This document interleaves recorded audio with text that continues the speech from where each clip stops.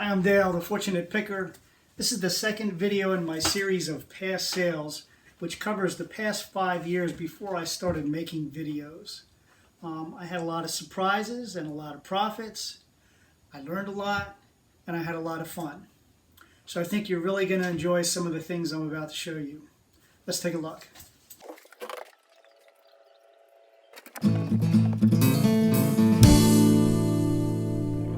What do you want for that?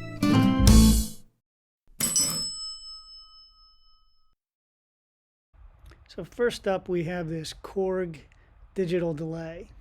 It's basically an echo box. They use it in live sound and recording studios. And I've done that kind of work, so I knew what I was looking at. I got it at auction in a box lot. There was some other items in there.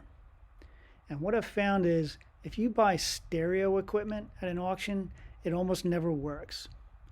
And the people know it, and they don't want to face the buyer, so they put it up to auction because they just want to get something out of it.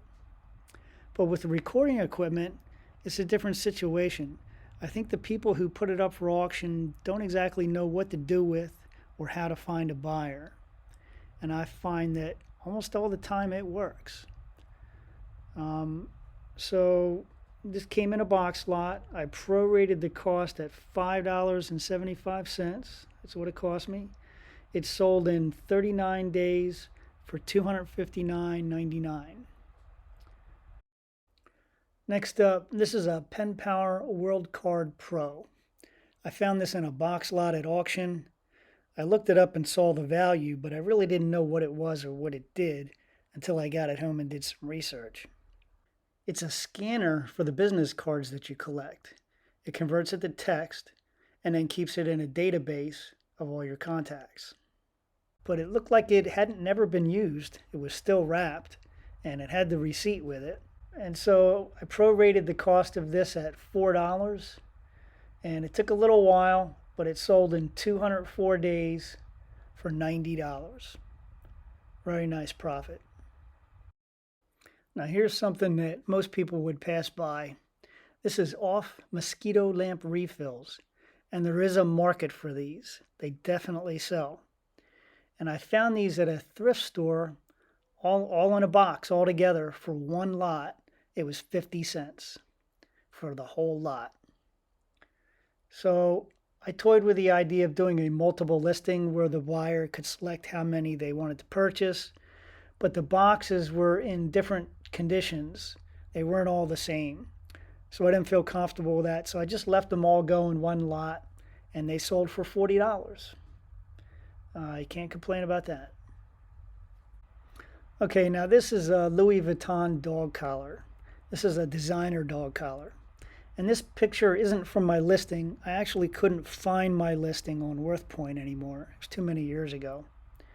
But my girlfriend and I were out yard sale hopping, and she found this dog collar, and she really, really wanted to buy it. And when we got out to the car, she showed me what it was worth on eBay, and I couldn't believe it. I nearly fell over. We paid $5 for this, and it sold in 16 days for $325. Who would have thought a dog collar would bring in that kind of money? But there you have it. Somebody offered us, I think, $275, and we decided to turn it down because we had a lot of watchers. And whenever you list something and right away you get an offer, just wait it out. When there's other watchers, you'll get your price. All right, this was a Skill electric planer. And again, I don't have the original photo from my listing, so this was just an image I found on the internet. But it looked just like this. It had the Skill box, had a few parts with it. And I found this at auction. The auction I was at had two auctioneers, one on either end of the property. And all the guys were on the other side where they were auctioning off lawn mowers and lawn equipment that I wasn't interested in because it's too big to sell on eBay. So I was in the housewares portion with all the women. And off in the corner was this Skill planer. But it was on the ground in the corner. And I said, "Are you going to auction this off?" And the guy said, "Well, that was from a couple weeks ago. It never sold." And he goes, let me ask, I'll see if we can put it up. So sure enough, he put it up, and none of those women bid on that skill planer, and I got it for $2.50. So it was $2.91 after the fees, and it sold in 55 days for $415. Doesn't hurt to ask a few questions, and it doesn't hurt to keep your eyes open for what's in the corner. Some of my best picks were of things that nobody else was paying attention to, and I just look at everything. This is one more where I couldn't find my original listing, but I found this stock photo off the internet. This was a Machinist Vise that I found at an auction, and I tried to look it up but couldn't find any comps. But because I had worked in a machine shop for 10 years, I had an idea of what it was and what it was worth, although I underestimated it. But I picked it up at auction for $63.25. I had to bid for this one. And it sold in 124 days for an amazing $535. And it was surprising. The buyer was in Puerto Rico, and this was very heavy, and he paid a fortune to ship that. But definitely one of my better buys. Okay, this was a Yashica 635 camera, a vintage film camera. I picked this up at a yard sale, and I had to do some research on this when I got it home. Apparently it was used by a lot of newspaper photographers. It came out in 1958, so this was back in the day. And the unusual thing about this camera was it would run on 120 film, or you could put in a new spool and change some gears and throw some levers, and it could use 35 millimeter film. So from what I understand, it's very unusual for a camera to be able to use two different kinds of film like that. But it was very precise. There was some amazing engineering in there. You had to read through the manual exactly to be able to switch it over. But it was complete. It had the original carry case. The carry case was in the Yashica box, and the Yashica box was in a Yashica shipping box. It was all there, the manuals, the paperwork, the parts. It was unbelievable. I had to do a lot of testing on it, a number of hours over a couple of weeks. I had to call my brother several times because he was a professional photographer. But we got it figured out. I listed it. I picked this up at a yard sale for $35, and it sold in 25 days for $250. And it was a little tricky at the end because the buyer contacted me and they said something wasn't working right. And they kind of wanted to return it. And so I had a lot of experience monkeying around with it. So I was actually able to walk them through the problem because I knew what the difficulties were. I told them you had to follow that manual exactly. And they contacted me later, said, you were right. They got it figured out. Everything was working. So it was a good ending to that one. So next up is this brush pottery cookie jar, a vintage cookie jar. It was titled For Little Angels Only, 12 inches tall. Now I got this in a box lot at auction, and this was a pretty big box lot. I think there was 8 or 10 large boxes, each box full of stuff. And this cookie jar wasn't even on my radar. This was a surprise. And obviously it wasn't on anybody else's radar either. But I did the research on it, and it was worth some money. And you had to figure out if it was a reproduction or not, because there are a lot of reproductions on these things. But it wasn't too hard to find pictures of the real thing and the reproductions, and I was very confident I had the real thing.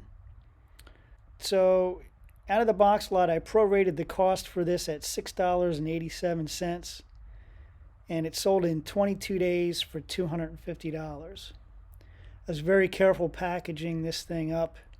It was double boxed, among other precautions, because it was going overseas. I think they were in France. But that was the big surprise. Now this was interesting. You don't see this very often. This was 2 cartons of Sony digital BetaCam video cassettes.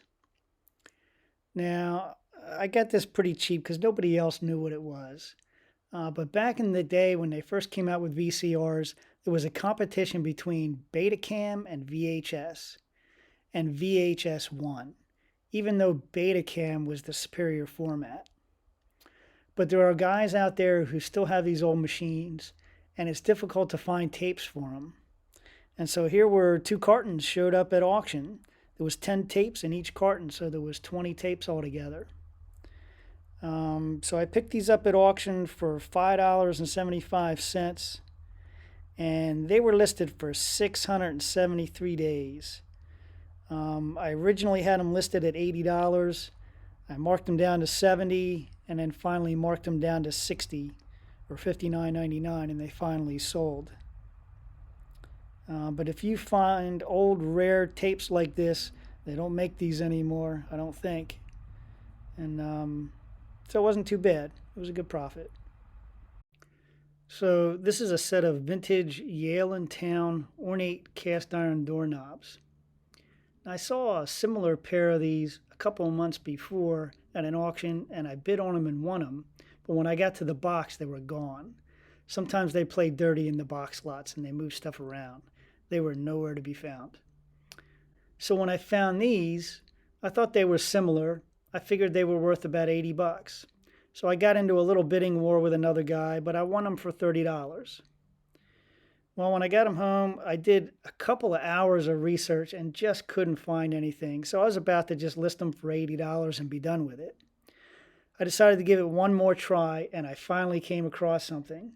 When you're doing your research, you got to try different keywords and look in Google Images because you can scan through those images really fast. I finally found something, and it turns out they were designed by Louis Sullivan. He was a famous American architect. He was known as the father of skyscrapers and was the mentor to Frank Lloyd Wright. He designed the Chicago Stock Exchange in 1894. And if you look at the ornate design around the archway at the entrance to that building, you can see the same design in the doorknobs that I had. These doorknobs were made just for this building. And you can imagine at this point I'm getting pretty excited. It's like I'm holding a piece of history in my hands. Now that building was demolished in 1972. But before that, there was a guy named Richard Nickel who was very much interested in saving these old buildings in Chicago. And he tried to go in and salvage a lot of the ornaments from that building before it came down. And he actually got killed when one of the floors collapsed on him inside that building. So I have no way of knowing if he ever had his hands on these doorknobs. But it sounds like it's all connected. And the history is just amazing. So I paid $33.90 for these. This is one of the few items I put up to auction at $250. And it sold in 7 days for $760. This is absolutely one of my all-time favorites, if not the favorite. And not because of the amount of money it brought in, or just because I thought it was such a cool item, but because of all the history behind it. And I like to think that somebody bought it, somebody that's into trading stocks, and they're going to put these doorknobs on their office door. So that wraps it up for this video. I guarantee you, if you get out there and you just keep looking and looking, you're going to find some amazing things. Just leave no stone unturned and keep looking. Thanks for watching. If you enjoyed this video, please like and subscribe.